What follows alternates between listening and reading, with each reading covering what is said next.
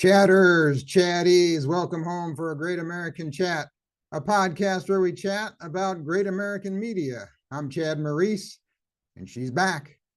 I'll be back.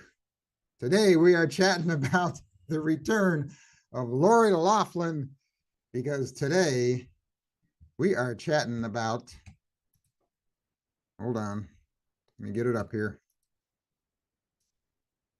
Here we go. Today we are chatting about Fall into Winter, which premiered this past weekend on Great American Family, and it was the return of Lori Loughlin in a starring role in one of these made-for-TV romantic movies. So this was the third movie in the Great American Winter series of Great American Family movies. The movie starred Lori Loughlin and James Tupper. The synopsis says, life quickly changes for Carrie as she has to work alongside her high school nemesis, Brooks, an old friend of her brother's who unexpectedly buys into Carrie's family-owned candy shop. The movie was written by Kara Russell, who I did an Instagram Live with the day before the movie aired. And it was directed by T.W. Peacock. I think that's the way you pronounce his name, not sure, but that's just a guess. So let's get into it. Oh, first of all, here's our cast of characters. So Carrie, she owns a candy store in Ohio with her brother. Her brother's name is Jake. There's Brooks. He is a high school friend of Jake's, and Carrie does not like Brooks. Joel is Brooks' dad. And then there's Adam, who is a chef at one of the local restaurants. And Adam has a thing for Alexandra. Alexandra is Carrie's employee. So the movie opens up, we see Lori's character Carrie making chocolate, and this immediately puts me in the mood to have chocolate. Her brother Jake comes in and asks her if she is free for dinner. She asks, is everything all right? He says, no, not really. She's like, uh-oh, what's going on? So we see them out to dinner. He says, I sold my part of the candy store to my friend Brooks. And Carrie's like, huh, you did what? You know I can't stand that guy. He says, my wife got offered a dream job in London, and we're moving. Carrie says, hey, that's great. London is only 30 minutes away. He says, no, I'm talking about London, England, not London, Ohio. She says, no way, this is not happening. Remember what Brooks was like in high school? He was awful to me. But then she realizes that saying no is going to mess up Jake's plans to move to London. So she says, oh, okay, even though she's not liking it. We also meet Adam, who is a chef at this restaurant where they're having dinner, and he has a thing for Alexandra. All right, next we meet Brooks and his father, Joel, who lives at a skilled nursing facility, and they are playing chess. Joel asks, why can't you get a job in a warm climate like Florida or Hawaii? Someone throws a going away party for Jake and his wife, and someone made this cool looking London cake, and I'm wondering if Carrie made that cake, because she made the cookies that are on the table there next to the cake, and we know she makes chocolate. So I'm wondering if she made this cake too. I don't know. Brooke shows up and calls Carrie Bean. And Carrie says to Jake, I can't believe you invited him. I need to talk to you outside. So they go outside. She says, no way I'm letting you sell half of the candy store to that creep. Did you hear him? He called me Bean. Jake says, well, you did try to create a jalapeno hot sauce jelly bean. She says, hey, come on. That was my experimental candy phase, which was a pretty funny line. She says, Brooks made my life miserable in high school. Then she feels guilty again about ruining Jake's plans to move to London. So she says, okay, I'll make it work. Next scene, we learn why Carrie doesn't like Brooks. She tells Alexandra that Brooks always picked on me and teased me in school. He says he was popular and handsome, And one time when I was a sophomore and he was a senior, he was at our house complaining he didn't have a date for the winter snowball dance. And he said, I would have a fun time going with you. So I thought we were going together. But then the night of the dance, he never showed up. He took a girl named Erin, who was captain of the cheerleaders. Brooks shows up at the candy store and he begins rearranging everything in the store. She says to him, do you know anything about making candy? He says, no, nothing. But candy is my favorite food group. Then a kid comes into the store to buy a gift for his mother, his grandmother, and his girlfriend. And this, when I did my Instagram live with Kara Russell, the writer of this movie, she said this was one of her favorite scenes because she thinks this little kid is adorable. And of course he is. So this kid doesn't have enough money to buy the gifts. So Carrie gives him the candy with whatever money he has with him, just a few coins. Then Brooks gets on her case about giving away free items. Brooks asks her out to dinner to discuss business. He suggests changing the name of the business, and she says, oh, no way. He also suggests an employee handbook, and she's like, employee handbook? I only have one employee. The next day, Brooks begins designing a new website, which Carrie doesn't like. He starts talking about knocking down walls and doing all this renovation stuff. Carrie's like, hey, that's it. She goes and sees some banker about getting Brooks out of the contract that he signed. She wants to buy his half of the business. She talks to him about refinancing her family home to get a loan. The banker says, well, a loan's going to take 6 to 8 months because your ex-husband never signed this form that he should have signed, and you don't have clear title to your house. Brooks, next scene, Brooks comes into the candy store with a prize idea that she needs for this winter festival that's going to go on in town. And it's a big jar of jelly beans. And Carrie's like, hey, that's real clever. Everyone thinks it's funny except for her. Brooks also bought a new display case and he begins setting it up. And they talk about why he left New York. He says, I get restless and I have to move every 2 years. She says, I have always lived in this little town. But she says, I've always wanted to go to Europe. She says, I always wanted to go to Belgium because that's where my grandparents learned how to make chocolate. Hey, my grandmother on my father's side of the family is from Belgium. So Carrie and I have something in common. He asks her to lunch and he tastes one of her chocolates and says, man, your prices are way too low. She says, I want to make the candy affordable for everyone in town. Carrie goes to meet him for lunch, but sees him talking to Erin, the high school cheerleader that he took to that dance when they were in high school. Erin says she doesn't eat sugar. Man, I knew I didn't like her right from the beginning. She also says she is a headhunter. So you don't want to get on her bad side. Off with your head. Carrie and Brooks have lunch together. We find out that Carrie is divorced, and Brooks says that he's never been married. Brooks' business's ideas that Carrie has allowed him to try out and incorporate in the business has improved the business, and now there's a long line at the candy store. And in line is Adam. He shows up, and he tries to ask Alexandra out, but he gets interrupted. Erin calls Brooks and tells him she has a job offer for him. Some global top 10 company is looking for an ace COO, whatever that is. Brooks says, wow, that sounds great. She says, let's talk it over, or let's talk about it over dinner. So she wants to go out to dinner with him. Yeah, who doesn't, right? Carrie teaches Brooks how to make chocolate. They get a knock on the door, and it's Erin asking Brooks about that dinner date. Now, I'm watching this scene, and I'm thinking that Brooks and Carrie should be delivering packages for UPS in those aprons. They got those brown aprons with the yellow lettering. I could see them driving around in the chocolate truck for UPS.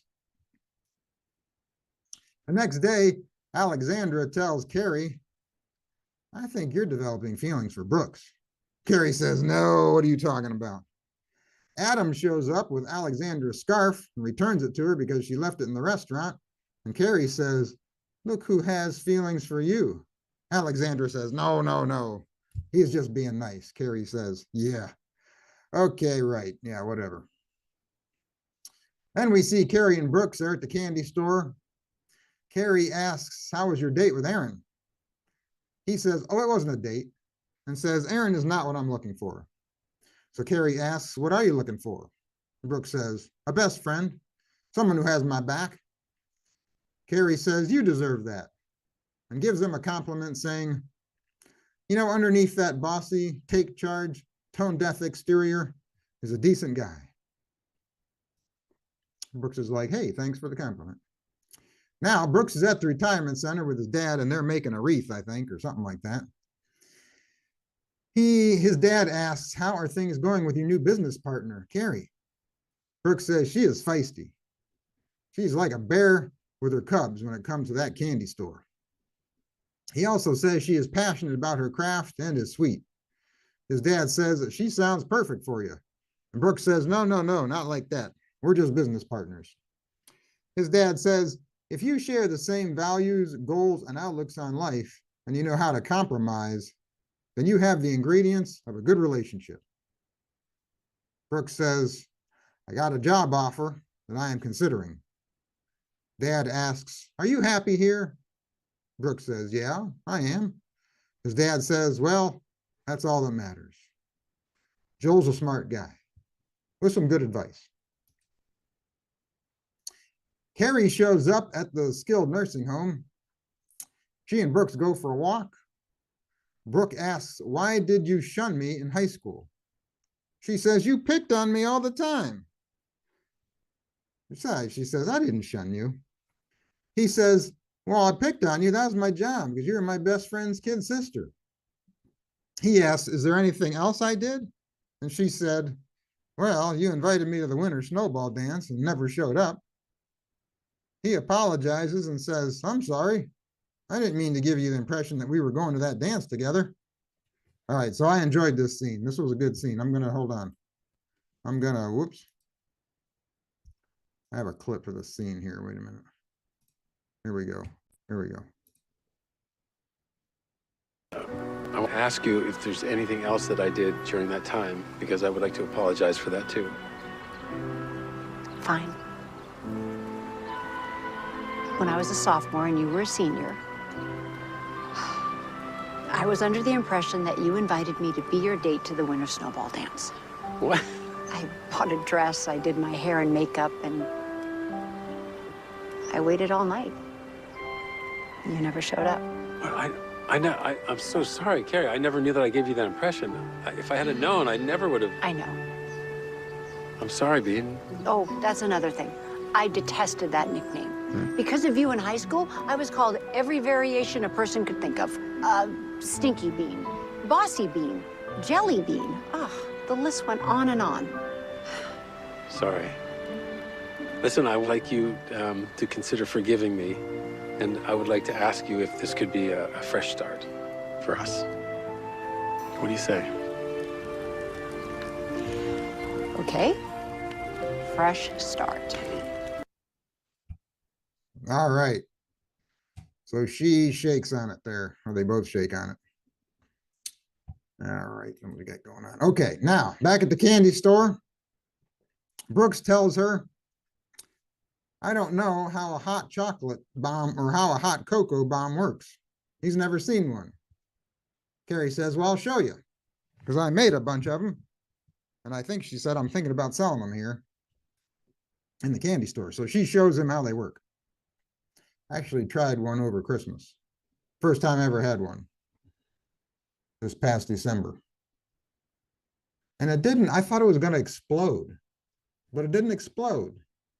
In fact, I had a hard time melting the chocolate. I poured hot milk all over it, and the chocolate like wouldn't melt until I had to like break a hole into the chocolate. And then finally the marshmallows came out, and then I had to stir it around in order to melt the chocolate. So maybe my milk wasn't hot enough. Or I don't know. Maybe that's the way they work. I don't know. Anyway, Carrie and Alexandra are walking home, and Alexandra says, "I've never seen you smile so much." Carrie says, "You know, after the divorce, I didn't have time for relationships. I just focused on my daughter and running the candy store." Alexandra says, "Everyone deserves a second chance at love." Jake calls and spills the beans about Aaron's business proposal to Brooks. Uh-oh. Carrie's not too happy about that. Oh, it's Winterfest time. Brooks shows up. Carrie and Alexandra are cold to him, and he can't figure out why. Aaron also shows up and wants to know about the job offer. Brooks says, "Thanks, but no thanks." He turns it down. Then we get a funny scene here from Carrie. She's making funny faces after seeing Aaron hug and kiss Brooks. Megan, Carrie's daughter, shows up, and Brooks asks Carrie to dance. He wants to know why she is being so cold to him. She says, "If you and that pretty little headhunter are going to leave me high and dry, I'd like to know now rather than later." Brooks then confesses why he left New York City and came back to Ohio. He says, "When I was in New York, I was engaged. My fiance betrayed me." He says, "I turned down the business opportunity with Aaron." All right, hold on. I have a clip of this scene too. As soon as I find it. Where'd it go? Oh no, where'd it go? Hold on. Hold on. I gotta find it. Wait, what happened to it?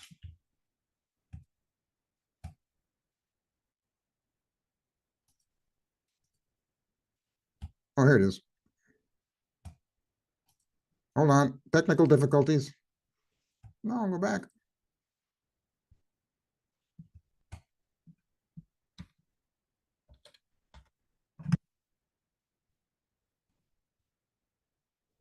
Hold on. It's coming. Oh, here we go. Here we go. Okay.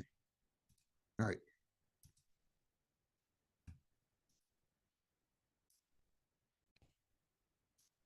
I just had my whole life turned upside down. So if you and the pretty headhunter are gonna leave me in the lurch, I'd rather know sooner than later. You asked me why I bought Jake out, and I just didn't tell you everything. And when I was in New York, I was engaged. And the relationship wasn't perfect, but I was dedicated to it until I discovered that the woman that I was with, she wasn't the woman that she said she was at all. It was utterly humiliating to know that the person I trusted most in the world, she betrayed me in more ways than one.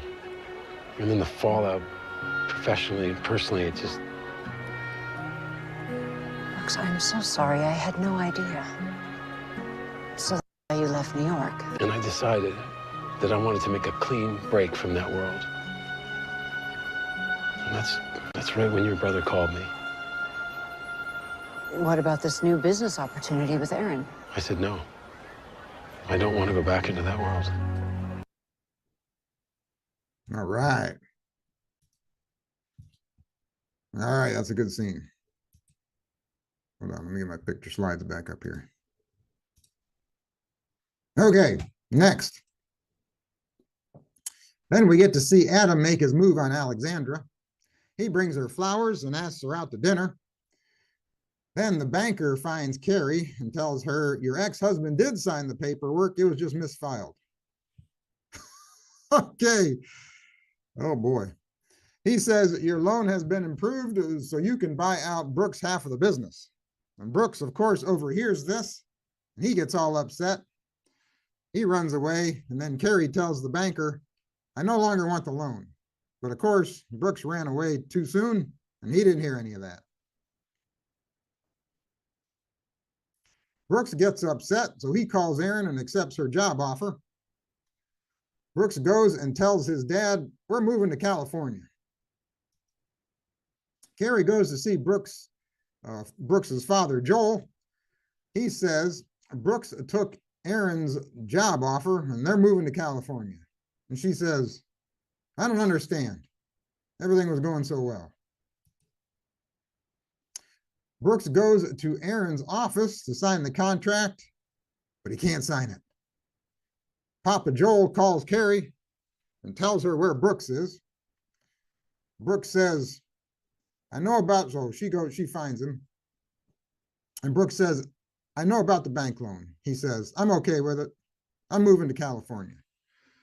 She says, wait a minute, I canceled that loan. She says, I love you, but it's okay if you don't feel the same. He says, I didn't sign that contract. And then he plants a big one on her. All right, I got this. Hold on, I got a clip from this scene too.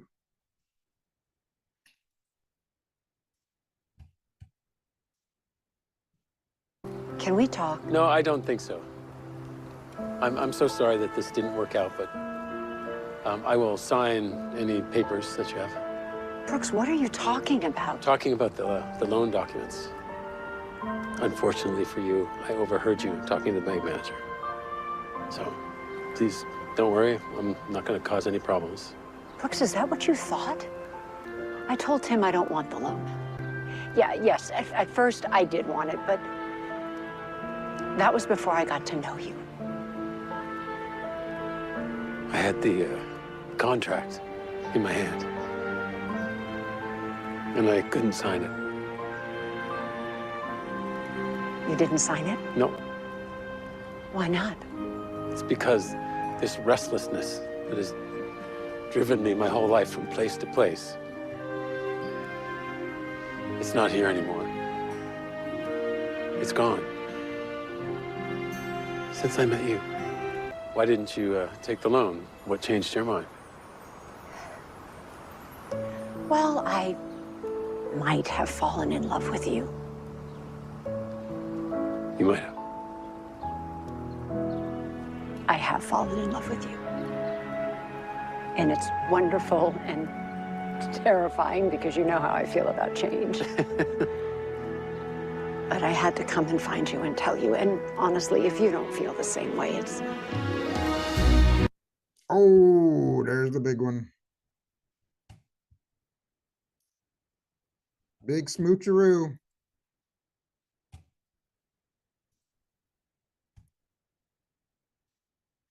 And the final shot of the movie here, we see that they changed the name of the candy store. And then he surprises her with 2 tickets to Belgium. Oh, and then another kiss.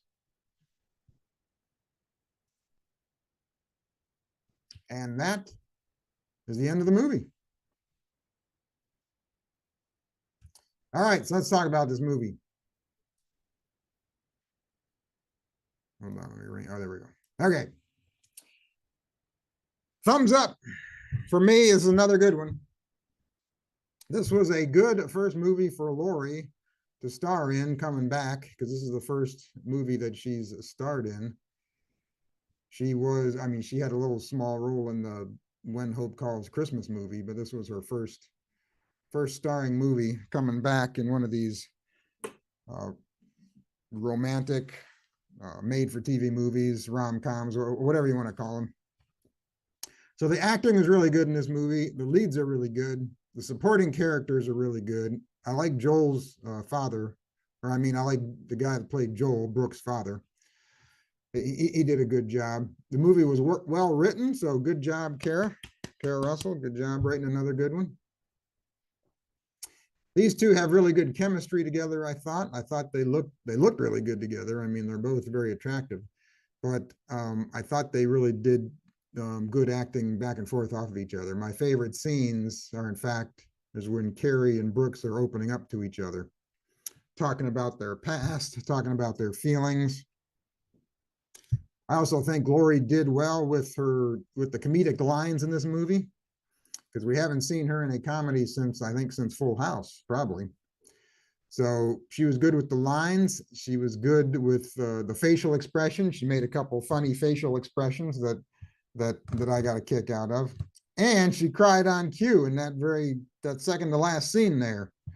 She had a little tear in her eye, and she was telling Brooks that she loved him. So yeah, I think Great American Family, I think they knocked it out of the park in January with 3 good movies. For their Great American Winter series, they had The Prince in Paradise, they had From Chicago with Love, and they had this one. If I were going to rank these 3, ooh, that's tough. I'd probably put this one first. Fall into Winter. I think I'd put that number 1 out of the first 3 movies of the year. And 2 would be tough. Probably A Prince in Paradise, maybe, and then 3 From Chicago with Love, maybe. That's tough. I'd have to think about that. They were both really good. So this weekend, what do we have going on? This weekend, since it's now February, we're talking Great American Valentines is the name of the movie series for this month. They're starting off with a movie called Romantic Rewrite. And let's watch the trailer of this one. Little clip here. Here we go. Premiering Saturday, February 4th. A mystery writer meets a romance editor. What does a romance editor know about mystery writing? What does a mystery writer know about romance? You should read my page notes. Will they end up writing their own love story? What are you doing here? I want you to help me rewrite my book. The first of 3 original movies for Great American Valentines. With Christina Cole and Russell Quinn. Romantic Rewrite premieres Saturday, February 4th at 8 on Great American Family. Welcome home. All right, so that one looks pretty good. We'll see how the Valentine movies go. So what did you think of Fall into Winter? Let me know if you enjoyed it. Let me know if you're happy to see Lori back. As always, you can shoot me an email at chad@greatamericanchat.com, or you can find me on social media at GACTV Podcast and at Chad Maurice. That's it for now. Until next time, you keep the faith, keep smiling, keep your friends close, and keep your Great American Family closer.